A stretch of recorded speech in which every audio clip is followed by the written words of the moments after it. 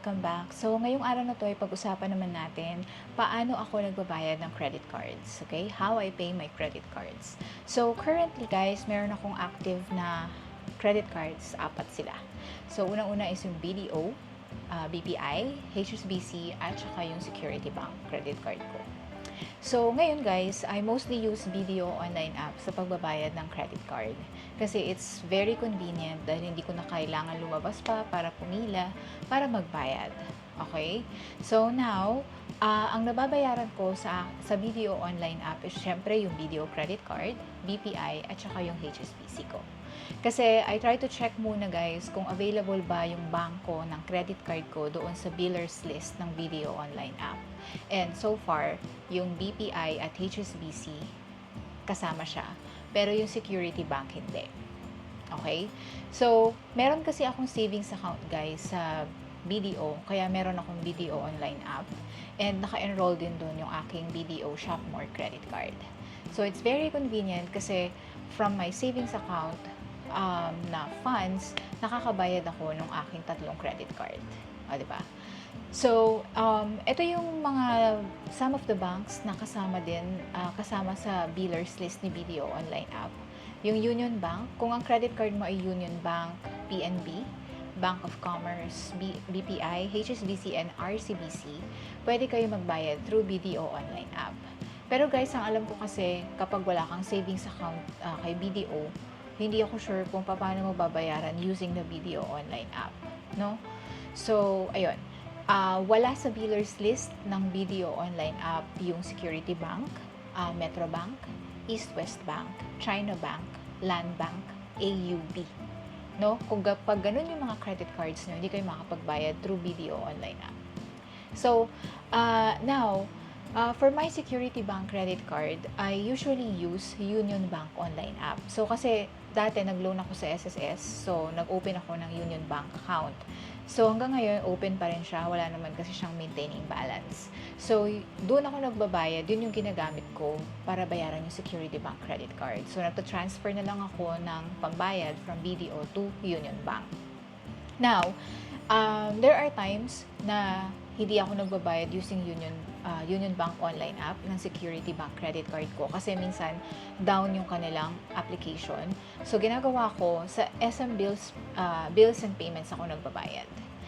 Subok na subok ko na yung pagbabayad dyan guys ever since. And mabilis talaga yung posting ng payment. Parang nagbayad ka rin using mobile banking app.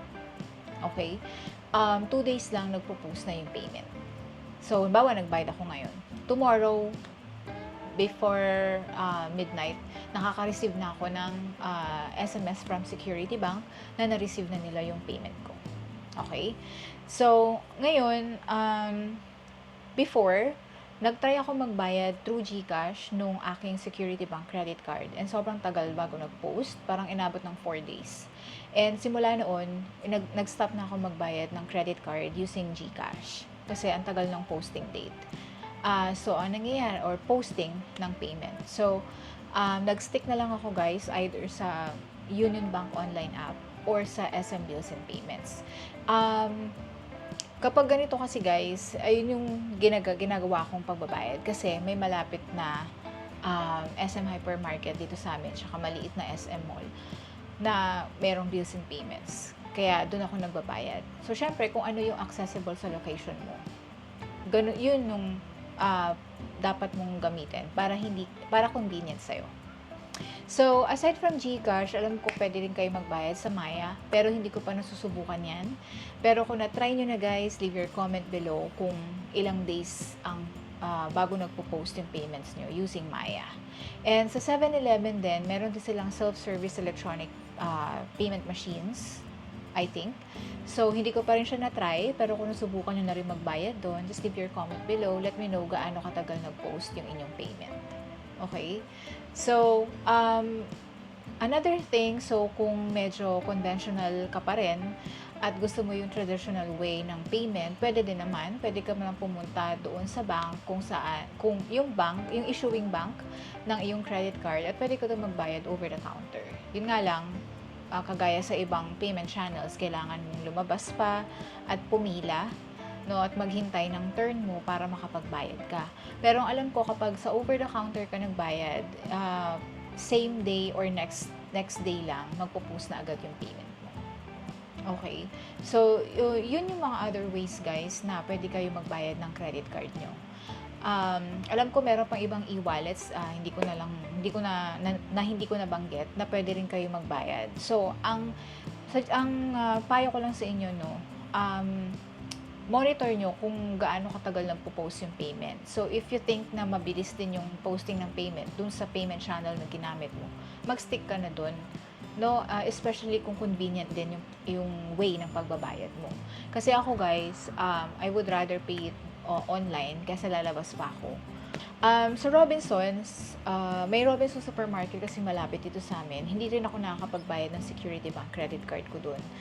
Kasi hindi kasama sa billers list nila. Parang BPI at Metrobank lang siya. Yun lang naman, guys, yung gusto kong i-share sa inyo. That's how I pay my credit cards. So, basta tatandaan nyo, no, kung may savings account kayo sa isang bangko, kahit na hindi pa yan yung bangko ng credit card mo, pwede kang magbayad doon using mobile banking nila. Kasi halos ng mobile banking ng mga bangko, meron niyang feature na bills payments. Pwede ka doon magbayad. Ang gagawin mo lang talaga is i-search mo lang muna kung available doon yung bangko na nag-issue ng credit card mo. For example, meron kang account sa Security Bank, may savings account ka doon. Tapos ang credit card mo, BPI, hindi Security Bank. So, i-check mo doon sa list ng billers ng Security Bank kung kasama doon yung BPI. Kasi kung meron, pwede ka na magbayad through online app ng Security Bank. So, kung may question kayo, leave your comment below. I will try to answer. Maraming salamat sa panonood and see you again on my next. Bye!